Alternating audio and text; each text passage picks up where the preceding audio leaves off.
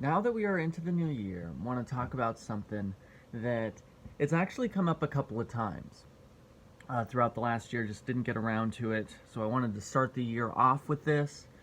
Is kind of a argument in favor of skulls. Growing up, came from a conservative Christian household, and I even worked for a little while as an adult at a thrift store that was run by as a Christian organization. It was a nonprofit, like retail environment, but it was nonprofit, and they had a rule that they would not sell clothing that had skulls on it, whether that was or handbags, any kind of wall art, anything that had skulls on it, because they believe or that their perspective is that it was evil, or that it was, whatever, that it was demonic. My growing up had a similar opinion as well, that that skulls or whatever, that people, they would talk about this all the time. Don't wear things that have skulls, that have moons, that have these kind of things, because it's demonic, or that it's evil, or it's that. That it's focused on, that it's fixated on death, and they would use kind of comparisons or illustrations that motorcyclists, gang members tend to wear those kind of things, and you don't want to be associated with groups like that. And being the kid that I was, I'm like, all right, whatever. No big deal. And being that we're a church youth group, so some kid comes in, they've been invited for the first time, somebody brought him, some guy who's trying to make an impression on this girl invites this girl or whatever, and she's got a t-shirt with a skull on it, or she's got a backpack with skulls on it or something on it, and so immediately rumor mill, oh, she's a gang member, she's a vata, or whatever it is. Just, it was just another circumstance in which the conservative, pharisaical, let's even just throw that out there, pharisaical religious group that we were, to judge people that weren't in our clique. And I'd say as a high school student even, I'm like, this is probably not good. Because back then there was all kinds of weird little trends. There was the thin, like silicone plastic, I guess they'd be wristbands, bracelet things. People would like fold them together and wear them, like, don't do that, that's goth, or that's scene, that's emo, right? And I was like, it really doesn't matter. It really doesn't. Wear what you like to wear. Like it is important to be mindful of, I think, the heritage of a symbol, but if you don't like skulls because it's the imagery of death, what do you think this thing is?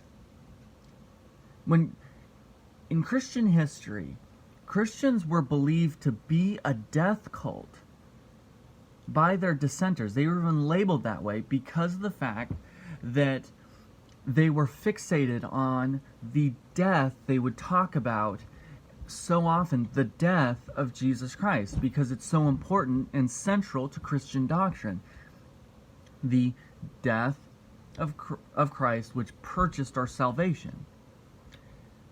And it's notable as well that people would not wear, they wouldn't even, the first time the cross appears in terms of an image regarding Christianity is more than 300 years after the last crucifixion. So that nobody that was alive at that time would have remembered what crucifixion actually looked like. The Romans believed that it was an undignified way to die, that if you were a Roman citizen, you couldn't be crucified. And on the rare occasion when a woman would be crucified, they would turn her body against the cross so they wouldn't have to look at her in her face as she suffered in that way.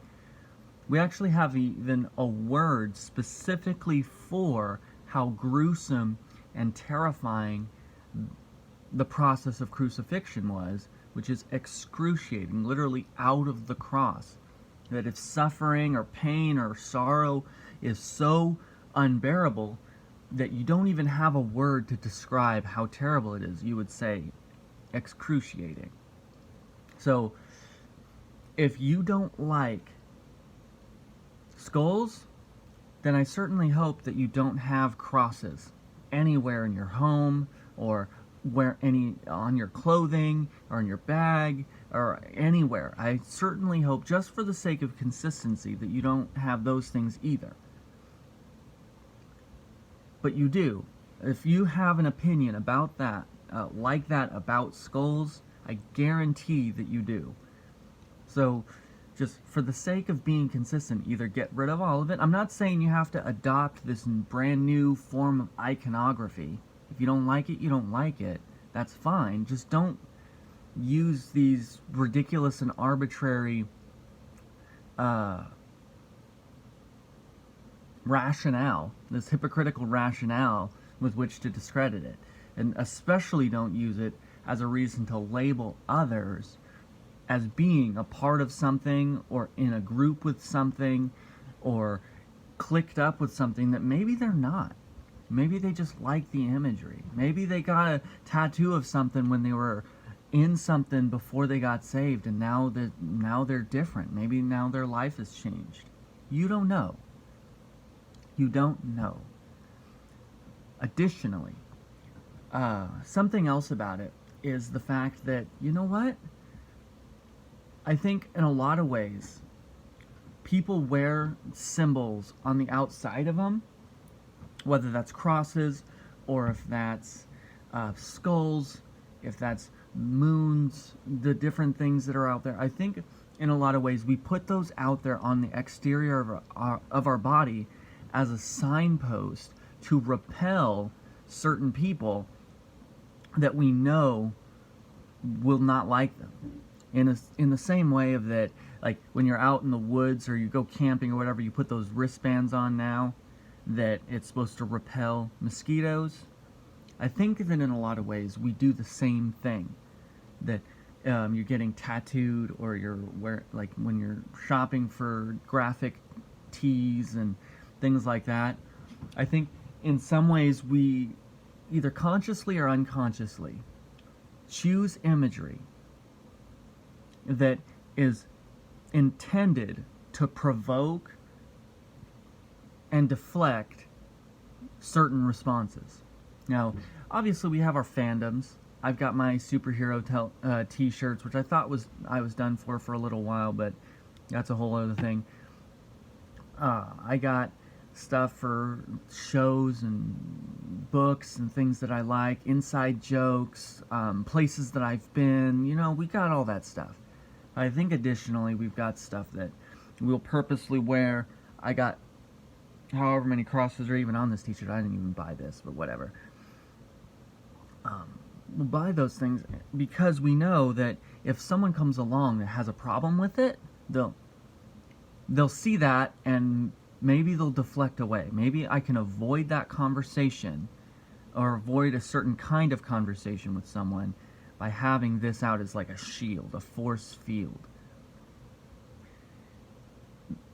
And as people group up around that aesthetic, we're all in this together. We're all wearing this specific kind of attire to avoid certain kinds of people, or to attract people that are like us.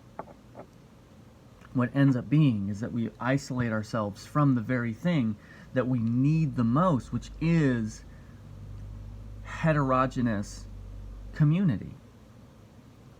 We tend to group up in these homogeneous groups, but by default. But the gospel is that every tribe, tongue, nation, people group, ethnicity, every single kind of basis of terminology. You're going to have mechanics, you're going to have motorcyclists, you're going to have people that ride street bikes, and people that do Harleys. Like, you're going to have all those different kinds of people together at the end, united in their one thing that brings them together, which is the love of Christ. And it's really disappointing when people will use just outward appearance. The way that, I mean, this is not new as well. The Hebrews used to do this thing. The Jews would do the same thing. And Jesus actually outs them for it. He's like, you have these gigantic prayer boxes on your clothing and extra long tassels. But you know what? All you are is just whitewashed tombs. You're why don't you wash the inside of the dish as well as the outside of the dish, instead of just the outside? The polish on the outside doesn't matter if what you're drinking is poison. So let me just leave it there.